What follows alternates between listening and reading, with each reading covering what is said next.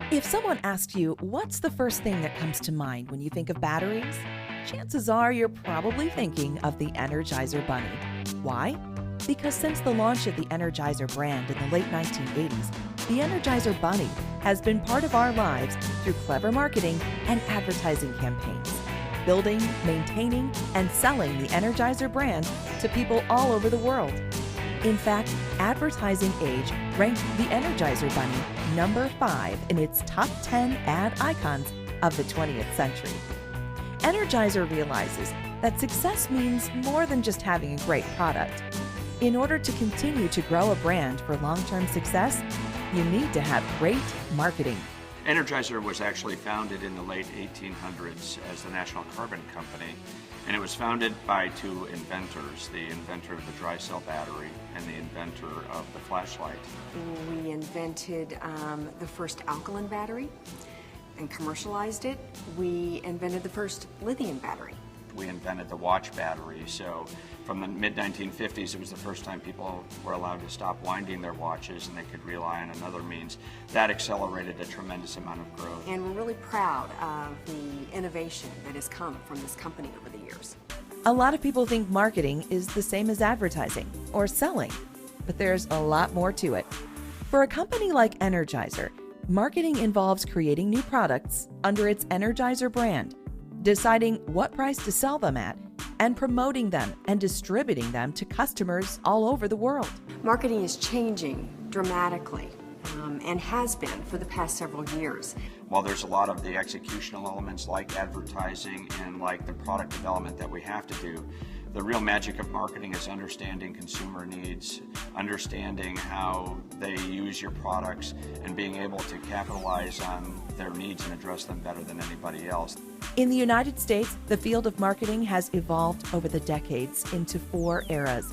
The production era took place during the mid-1800s through the early 1920s. Because of the great need for products, the goal was to produce as much product as possible because the market was almost limitless. During the next few decades, or what's referred to as the selling era, businesses began mass-producing products, and capacity often exceeded market demand. They therefore turned their efforts to advertising and selling to persuade customers to buy products. In the post-war baby boomer years of the 1950s, the marketing concept era took hold. It had 3 parts: a customer orientation, which involved finding out what consumers want and providing it for them; a service orientation, to ensure everyone in the company was dedicated to customer service; and a profit orientation, which focused on producing only products that would earn the most profits. In the early 1990s and through today, marketing evolved into the customer relationship era, which focused on learning as much as possible about the customer and doing everything possible to satisfy or exceed their expectations. Today, the use of the internet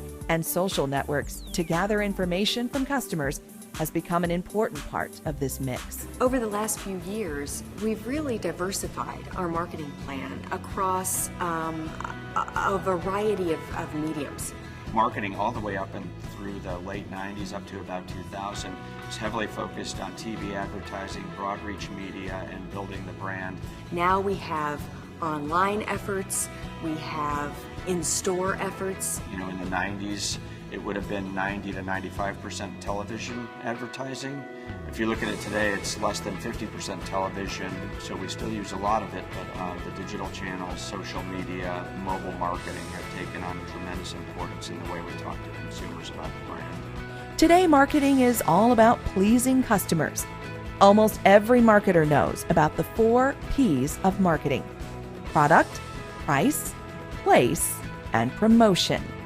The 4 P's are referred to as the marketing mix because every marketing program is a blend of these 4 factors. Marketing today is much more, I believe, about helping the buyer buy. Technology has been an enabler and has really shifted the balance of power back to the end consumer.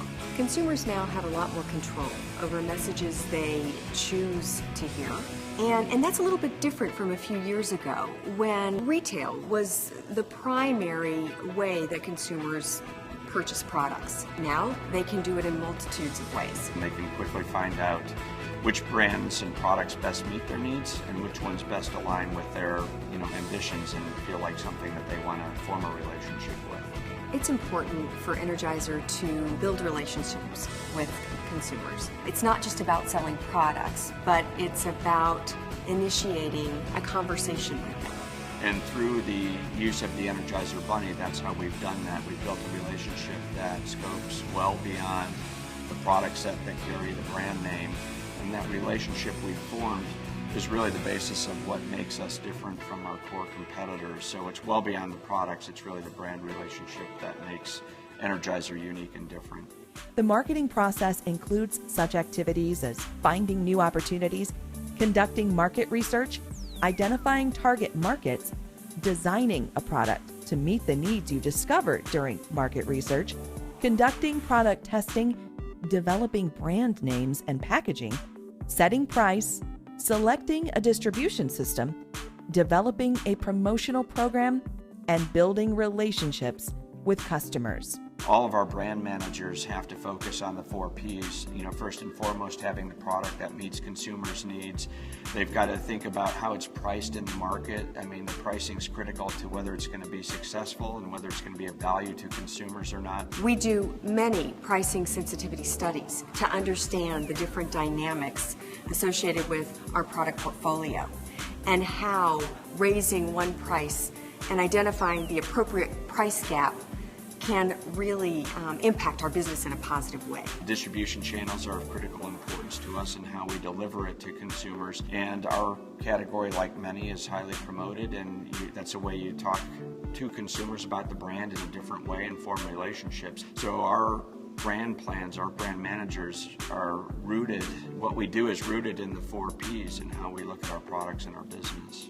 So much about marketing has to do with making the right decisions at every step. Sometimes marketers conduct marketing research or the analysis of markets and consumers to collect information that aids them in making the right decisions. We utilize a lot of research along the way in developing products that get to market, starting all the way with qualitative focus groups. We tend to use focus groups as a means of primary research early in the product development process and early in our process when we're looking at different types of retail executions for the category or for promotions. From a secondary research standpoint, we rely tremendously on syndicated data and a lot of research that we do internally, consumer usage in the house and where they bought products and how they bought them, how often they buy them, how much they buy at a time, and all of that comes through our secondary data sources. Making the right decisions isn't as easy as it sounds. In addition to the 4 Ps, there are a lot of other environmental factors that play a part in the overall marketing environment. Global, technological, socio-cultural, competitive, and economic factors also play a role in the success of a new product. We constantly look at the external environment and we focus on those factors that are going to have a big influence on our industry, our business, our brand. Technology is huge for us.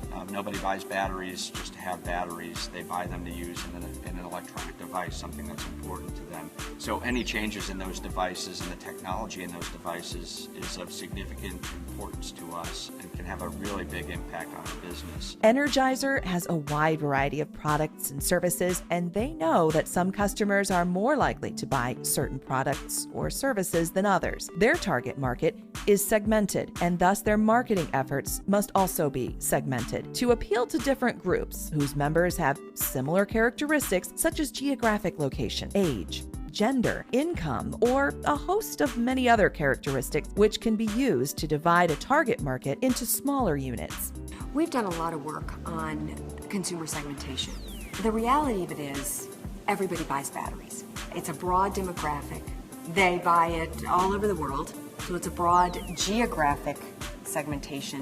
What we focus on is the attitudes. So it's really attitudinal segmentation that is important to us. When we look at battery usage, consumers' attitudes toward whether they believe a device is high-tech defines a segment. So they're willing to spend more for the batteries because they believe they perform differently in the different device applications. They're more concerned about making sure that they have the right power source for the right application. So that's their attitude toward that device that really drives their behavior.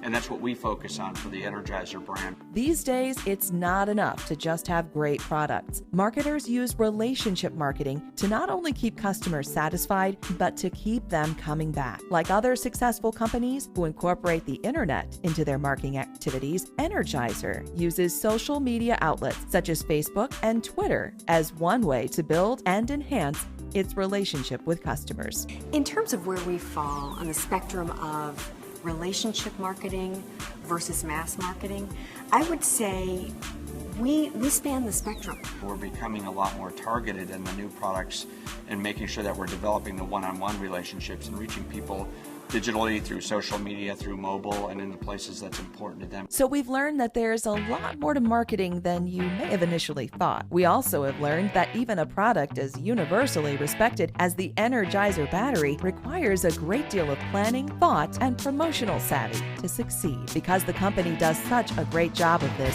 customers look to Energizer batteries and portable power solution products to help them keep going. What allows us to be successful is the strength of our brand and how consumers receive our brand, how they trust it, and the relationship that they've built with it over time.